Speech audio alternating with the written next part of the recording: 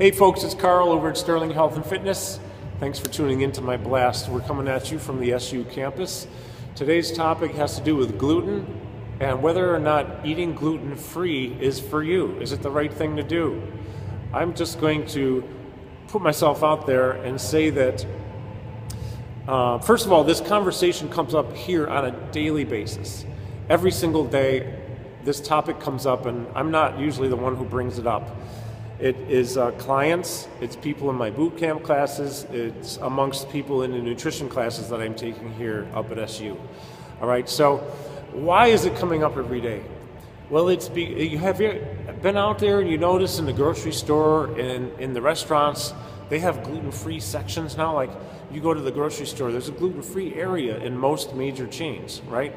You go to a lot of the restaurants, especially, a lot of the chain restaurants too, they have gluten-free options, gluten-free pasta.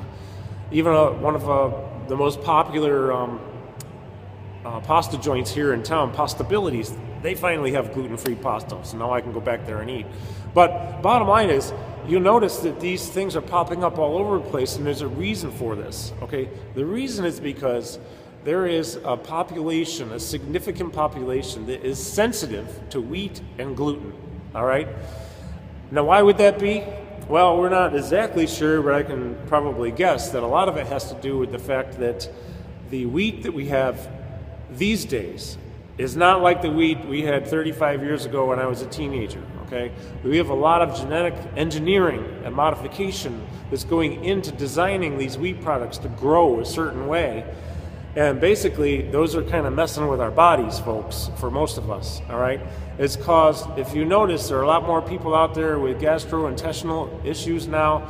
They call this other thing they call a leaky gut syndrome because your gut actually leaks because of the stuff that you're putting in all the time, and you don't even know, right? I mean, just an example is some of the engineering that goes into this. There are pesticides injected into the, I say not formally injected, but they're part of the engineering that goes into growing these products. These pesticides are so that, if the bug bites the product while it's growing, then the pesticide goes into the bug and the bug's stomach explodes and the bug dies. Well, yeah, it's just a bug, but guess what? You're eating these products too, a lot of you, right? So keep eating and eating and eating, and it's tiny small doses of these engineered pesticides. It happens in corn, it happens in soy, it happens in wheat and gluten, all right? We've got a lot of genetic engineering going into these foods in those little doses all the time, maybe several times a day for years and years. It's going to have an effect on you, okay? And for some of us, we have serious side effects from it. We're highly allergic. There's a celiac population that is pretty big out there, and there are a lot of people who have celiac disease who don't even know that they have it yet. Then there's the others who do know that they have it.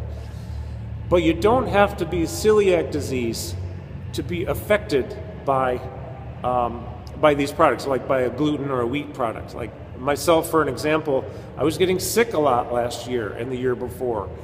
And I knew it probably had to do with allergies, but I just couldn't figure out what it was, And my doctor's trying to give me pills and do this and get tested for this, and nothing showed up. You know what? I learned here in school last fall that about what I just told you about the engineering that goes into these products and how this has really affected a lot of people, our gastrointestinal and other things, congestion. I had congestion all the time. You see, when you have a sensitivity to these products, when you eat these things and you get stuffy, and you get a congestion thing going on or some kind of a sinus headache, there's usually mucus buildup that goes along with it. That mucus attracts bacteria attracts sickness, you end up, a cold turns into bronchitis, and then you get antibiotics, and you go on them, and then it wipes out your flora, and you're kind of like rebooting your body from nothing, and trying to build back the immune system until all of a sudden more mucus, more bacteria, more sickness, chronic. It becomes chronic. I was chronically sick, all right? A lot of people are chronically sick and they don't know why. And I'm not saying this is the answer. It may not be. It's not the end-all be-all. It's not the thing that's affecting everybody out there. However, I will tell you this. Of all the people that I have talked with, all the clients that I have, and people who aren't my clients who I know do this, all the people who go on a gluten-free diet for 30 days, 2 things happen. 3 things, actually multiple things happen. Number 1, they feel better. They have more energy. Their sinuses are cleared out. They can breathe better. They have more energy. Number 2, almost all of them instantly start losing weight. Your body goes into a reset. It goes into a different mode. All right? Another thing to keep in mind here is when you get to be my age, like late 40s, early 50s, I'm 52. So when you're in that age group, it's actually very common to develop food sensitivities and food allergies. Not only that, any kind of sensitivity, any allergy. Could be all of a sudden you're allergic to dogs or cats and you never were before. This is normal for people in the late to late 40s and 50s. You probably know people, you know, they get to be that age and all of a sudden they can't do this anymore. They can't drink that anymore. They can't be around a cat anymore or something because they're allergic. This is normal, folks, just so you know, okay?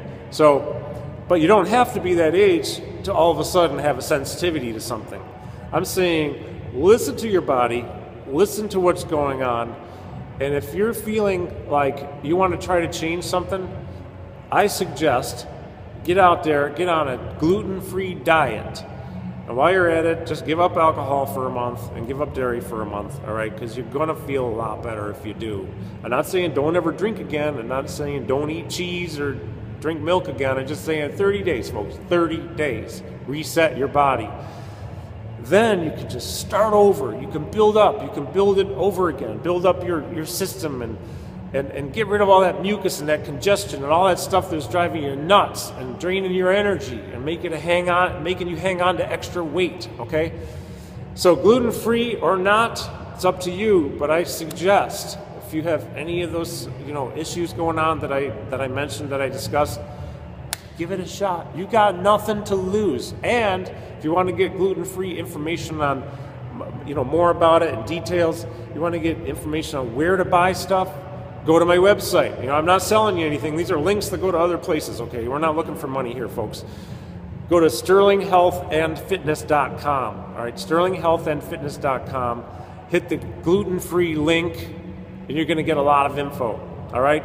If you also hit the weight loss link, there's information about gluten there, too, gluten-free diets, and the advantages of it, and how your body resets itself, okay? So, remember, Sterling Health and Fitness. Check it out. Tune back in again for more information. And of course, you're always welcome to call me, text me, email me with questions. My phone number's on the website. You can text it, call it, shoot me an email from the site. Commit to be fit, commit to be healthy, folks. All right? SterlingHealthAndFitness.com. Over and out. Have a great day.